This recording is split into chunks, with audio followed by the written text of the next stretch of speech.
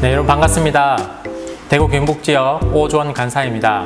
오늘은 우리 강령에서 고백하고 있는 생활 원리 중에 성경 중심에 대해서 강의를 하고자 합니다. 우리가 이 고백하고 있는 이 성경 중심은 우리 신앙의 가장 중요한 핵심 중에 하나입니다. 이 성경 중심을 고백하면 어떤 생각이 드십니까? 저는 운동원 때 이 성경 중심을 외칠 때마다 매우 중요하고 당연하다라는 생각이 들면서도 굳이 이 고백을 왜 또 계속하지? 라는 생각을 할 때가 많이 있었습니다. 아마 운동원 여러분 중에서 이 성경 중심이 중요하지 않다라고 생각하는 사람은 없을 것입니다. 그러나 우리가 이 강령에서 외치고 있는 이 성경 중심은 단순히 성경이 중요하다라는 의미에 그치지 않습니다. 대부분의 그리스도인들은 성경이 중요하다라고 생각을 합니다. 그렇다고 해서 이 성경의 말씀에 따라서 삶을 살아가는 것은 아닙니다. 한 개인뿐만이 아니라 교회 또한 마찬가지입니다. 교회에서 이루어지고 있는 많은 일들 중에서 이 성경에서 벗어나는 일들이 많이 일어나고 있습니다. 이렇게 성경에서 벗어난 일들이 너무 심해져서 교회가 극심하게 타락을 하였을 때에 교회 개혁이 일어났었습니다. 중세시대 때는 교회 개혁자들이 성경 중심을 외치면서 교회 개혁을 하였고, 일제시대 때는 우리의 신앙의 선배들이 성경 중심을 외치면서 교회 개혁을 하였습니다. 그렇다면 우리 신앙의 선배들이 외쳤고 우리가 강령에서 고백하고 있는 이 성경 중심은 무엇일까요? 첫 번째는 성경 해석 원리에 대한 이야기입니다. 우리 개혁신앙에서 가장 중요하게 여기고 있고 고백하고 있는 것 중에 하나가 바로 이 성경 해석 원리입니다. 이 성경 해석 원리는 성경으로 성경을 해석한다입니다. 성경으로 성경을 해석한다라는 원리는 개혁신앙이 가지고 있는 가장 중요한 원리입니다. 우리가 하나님 말씀대로 살아가기 위해선 가장 우선적으로 하나님 말씀에 대한 올바른 이해가 필요합니다. 그 방법은 성경으로 성경을 해석하는 것입니다. 이 원리를 설명하기 위해서 한 가지 예를 들고자 합니다. 창세기 22장을 보면 아브라함이 모리아산에서 이삭을 번제로 바치는 사건이 나옵니다. 이 사건은 아브라함의 믿음이 얼마나 위대한지 보여주는 중요한 사건입니다. 우리는 이 본문을 읽을 때마다 아브라함의 믿음이 얼마나 위대한지 잘 알 수 있습니다. 그러나 한편으로는 아브라함의 믿음이 도대체 어떤 믿음이기에 이렇게까지 자신의 아들을 하나님께 바칠 수 있는지 또한 궁금증을 가지게 되어집니다. 이 궁금증을 가지고 창세기 22장을 열심히 읽어도 많이 읽어도 이 궁금증을 풀어내기는 매우 어렵습니다.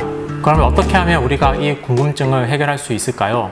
바로 아브라함이 어떠한 믿음을 가지고 이삭을 바쳤는지 이것을 설명해 주는 성경 본문을 찾아서 보면 됩니다.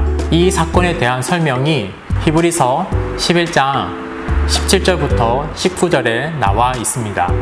19절을 보면 아브라함은 하나님께서 이삭을 죽은 자 가운데에서 다시 살리실 줄로 생각을 했다라고 기록이 되어져 있습니다. 이 말씀을 근거로 해서 생각해 보면 아브라함은 하나님께서 이삭을 죽은 자 가운데서 다시 살려서 자신에게 다시 아들로 돌려줄 것을 믿고 이 제사를 드리려고 했음을 우리는 알 수가 있습니다. 정리를 하자면 아브라함은 부활신앙을 가지고 하나님께 이삭을 드리고자 했습니다. 그러면 우리는 이 창세기 22장을 통하여서 아브라함의 믿음을 본받는다라고 말했을 때는 어떠한 믿음을 본받는다고 해야 할까요? 자신의 외아들을 바칠 정도로 매우 큰 믿음을 가지자. 이러한 이해보다는 아브라함이 부활신앙을 가지고 자신의 아들을 바치려고 했던 것처럼 우리 또한 부활 믿음을 가지고 삶을 살아가자 라고 이해를 하고 믿음을 가지는 것이 올바른 해석일 것입니다. 이렇게 이 원리가 가지고 있는 중요성은 하나님 말씀을 이해할 때 내가 느끼는 대로, 내가 이해하는 대로, 내 마음이 가는 대로 해석하고 받아들이는 것이 아니라 하나님께서 원하시는 그 뜻대로 말씀을 해석하고 믿음을 가지는 것입니다. 우리가 이러한 원리를 가질 때에 우리는 성경 말씀을 기준으로 삼는 신앙을 가질 수 있습니다. 두 번째로 성경 중심에 담겨 있는 고백은 성경을 삶의 유일한 규범으로 삼는다입니다. 우리는 살면서 많은 선택을 하며 살아갑니다. 작게는 아침에 언제 일어날 것인지, 점심때는 무엇을 먹을지 우리는 선택을 해야 합니다.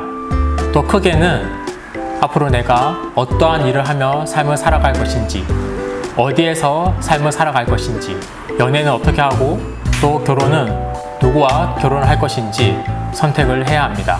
여러분들은 이러한 선택의 순간이 왔을 때에 어떠한 기준을 가지고 선택을 하고 있습니까? 많은 그리스도인들이 선택을 할 때에 성경의 원리에 따라 선택하기보다 자신의 생각대로, 그냥 자신이 해오던 대로, 자신의 마음이 가는 대로 선택을 하며 살아가는 경우가 많습니다. 개인의 개성과 취향이 존중받고 있는 이 시대에는 이러한 경향이 더 강한 것 같습니다. 그러나 우리는 하나님의 말씀대로 삶을 살아가야 합니다. 우리는 먼저 그의 나라와 그의 의를 구하는 삶을 살아가야 합니다. 우리는 먹든지 마시든지 무엇을 하든지 하나님의 영광을 위하여 삶을 살아가야 합니다. 이러한 삶을 살아가기 위해선 무엇보다도 바로 이 성경을 우리의 삶의 유일한 규범으로 삼아야지만이 이 영광스러운 삶을 살아갈 수가 있습니다. 지금까지 성경 중심에 담겨 있는 고백을 살펴보았습니다. 우리의 신앙, 우리의 삶의 유일한 규범은 바로 성경입니다. 우리는 이것을 알고 성경을 살펴보아야 합니다. 우리가 살펴본 대로 실천을 하게 되어지면 올바르고 건강한 성도의 삶을 살아가야 하는데 그것이 실제로 잘 되지가 않습니다.